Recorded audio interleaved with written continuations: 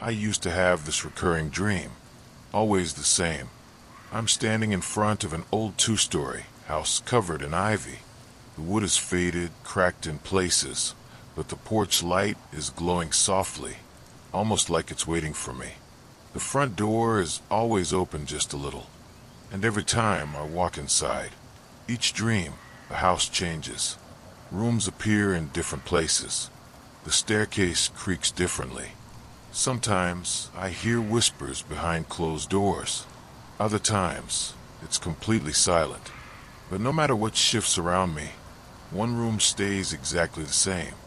A child's bedroom, down a narrow hallway, at the end. It's always dimly lit. The wallpaper is peeling. There's an old toy chest in the corner, and a broken music box on a dusty shelf, playing a lullaby that never finishes. And on the bed, there's always a girl, maybe 6 or 7, pale, motionless.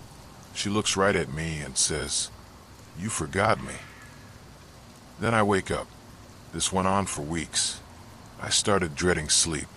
I drink coffee at night just to stay awake longer. And every time I closed my eyes, I was back at that house, back in the hallway, back to that room. One weekend, I had to drive out of town for work. I took a wrong turn and ended up on a narrow country road. My GPS froze. I was about to turn around when I saw it. The house. The same ivy-covered house from my dreams. I hit the brakes and stared. Everything was exactly as I remembered. The crooked porch, the cracked steps, even the glow from the porch light felt familiar. I got out of the car, but my body felt wrong. Like something deep inside me was telling me to leave. But I didn't. I stepped onto the porch, and the front door creaked open by itself. Inside, the air was heavy and still.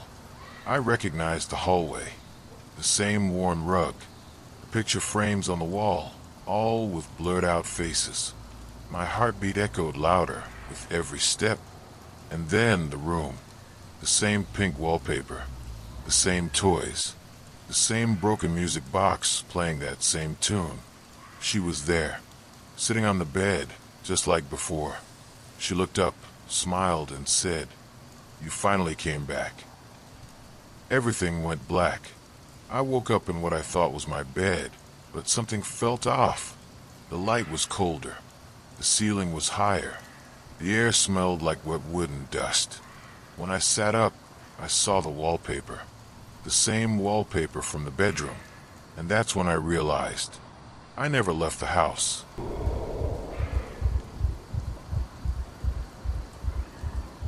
I've always had vivid dreams, the kind that stay with you all day.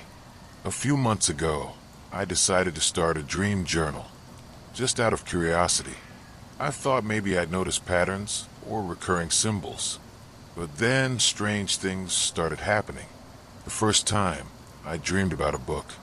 An old, red hardcover with a strange symbol on the spine. I found it in the dream, on a shelf in my childhood bedroom. The next day, while cleaning out a closet, I found that exact book. Same symbol, same color. I had never seen it before, never bought it. I told myself it was just déjà vu, my brain playing tricks on me, but the pattern kept going. A few nights later, I dreamed about a street musician playing a song I'd never heard before. He wore a patchy green coat and had a lazy eye. 2 days later, I saw him downtown.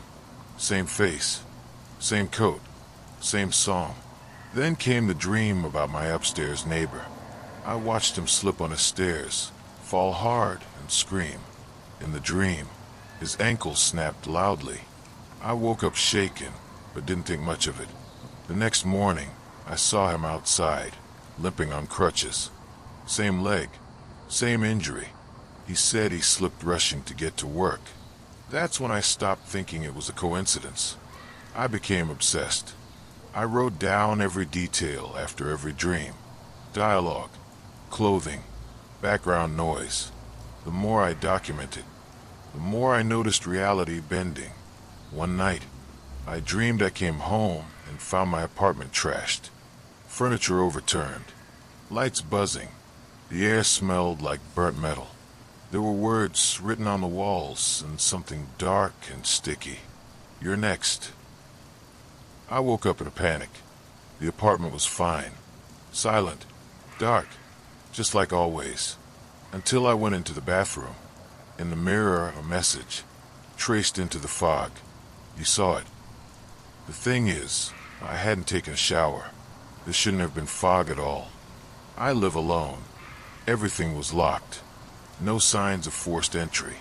No tricks. Nothing. The worst dream came the next night.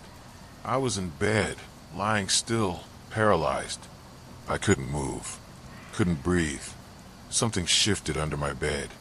Slowly, like it was crawling. I couldn't see its face at first. Just a pale hand pulling itself up over the edge of the mattress. Then a head. It had hollow eyes. Skin stretched too tight. No mouth. No sound. It climbed onto my chest, leaned in, and whispered without speaking. "I don't need your dreams anymore."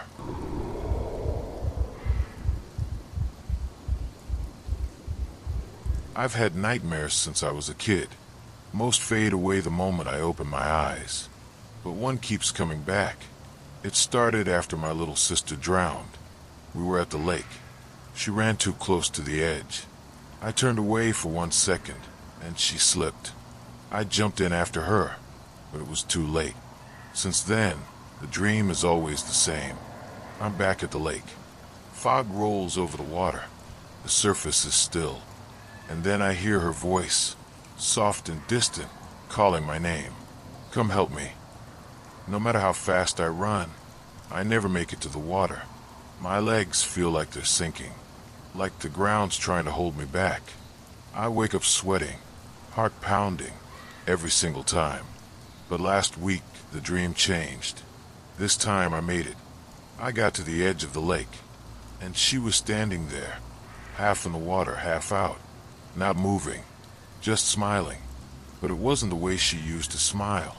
It was too wide, too still, like her face had forgotten how to be human. She raised one hand and pointed at me. Then I woke up. Only it didn't feel like waking up. There was a sound. Water.